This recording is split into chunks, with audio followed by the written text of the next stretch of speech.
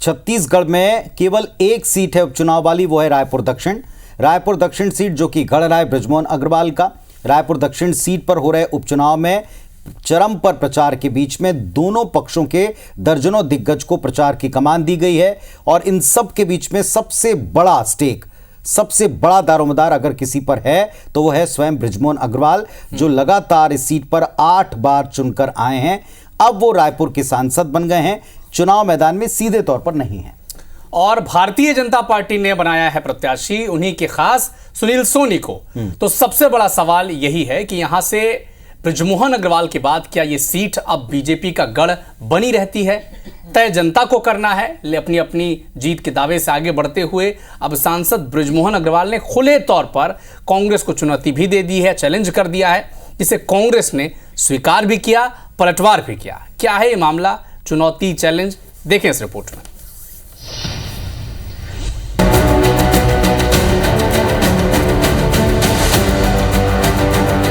कांग्रेस को मेरा इतना ही चैलेंज है कि वो पहले जितने वोट पाए थे उतने पाकर दिखा दें। चैलेंज स्वीकार है? हाँ, चैलेंज स्वीकार है। 1 रुपए की शर्त लग गई उनसे। 2024 के आम चुनाव में रायपुर सांसद चुने जाने के बाद खाली हुई रायपुर दक्षिण विधानसभा सीट पर उपचुनाव की जंग में अब बृजमोहन अग्रवाल ने छत्तीसगढ़ कांग्रेस को सीधा चैलेंज दिया है कि कांग्रेस पार्टी पिछले चुनाव यानी 2023 विधानसभा चुनाव से ज्यादा वोट लाकर दिखाए। सांसद बृजमोहन के चैलेंज को पूर्व डिप्टी सीएम टीएस सिंहदेव ने स्वीकार भी कर लिया और 1 रुपए की शर्त लगा डाली। कांग्रेस को मेरा इतना ही चैलेंज है कि वो पहले जितने वोट पाए थे उतने पाकर दिखा दें। चैलेंज स्वीकार है? हाँ, चैलेंज स्वीकार है। 1 रुपए की शर्त लग गई उनसे। कांग्रेस को पिछले चुनाव की तुलना में 100% ज्यादा वोट मिलेंगे। 100% है कि ज्यादा वोट मिलेंगे।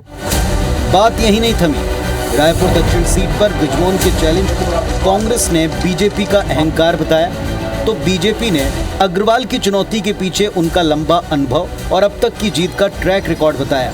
मोहन भैया भी एक वोट डालेंगे, एक दक्षिण विधानसभा में रहने वाला एक गरीब मतदाता भी एक ही वोट डालेगा।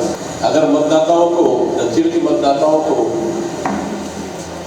अगर अपना वोट बैंक अगर समझ रहे हैं, अगर उसी घमंड है तो अच्छी बात है भाई, बधाई। अनुभवी व्यक्ति हैं, कई चुनाव का संचालन किए हैं, कई चुनाव जीते हैं, उनको जो तजुर्बा है, जो अनुभव है और बहुत धीर गंभीर आदमी है, गहराई से बोलता है। जब हमारे माननीय बृजमोहन अग्रवाल जी बोल रहे हैं तो सही बात है। रायपुर दक्षिण सीट बृजमोहन अग्रवाल का अभेद गढ़ रही है।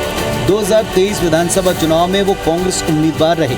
महंत राम सुंदर दास से सीट पर अब तक के सबसे बड़े मार्जिन 67,000 से ज्यादा मतों से विजयी रहे, लेकिन इस उपचुनाव में वो खुद उम्मीदवार नहीं है। सवाल है, क्या उनके इस चैलेंज के पीछे सीट जीतने को लेकर उन पर बड़ी जिम्मेदारी का दबाव है? सवाल ये भी, क्या बृजमोहन के चुनाव मैदान में ना होने से कांग्रेस को यहां से जीत की आस है? सौरभ सिंह परिहार, IBC 24, रायपुर। दरअसल कहा यह जा रहा है कि बृजमोहन अग्रवाल के सीट खाली कर देने के बाद, उनके सांसद बन जाने के बाद, क्या ये गढ़ बृजमोहन अग्रवाल का है या ये गढ़ भारतीय जनता पार्टी का है?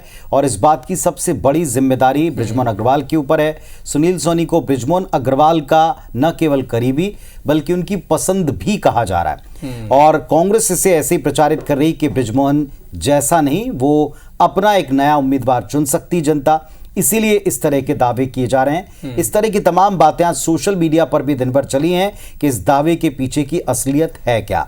असलियत क्या ये है कि बृजमोहन जी के ऊपर जीत का दबाव है, या असलियत ये है कि दरअसल इस पूरे सिनेरियो में कौन किसकी पसंद का नेता जिसे टिकट दिया गया, इस पर सारी बहस आ केंद्रित हुई। बिल्कुल।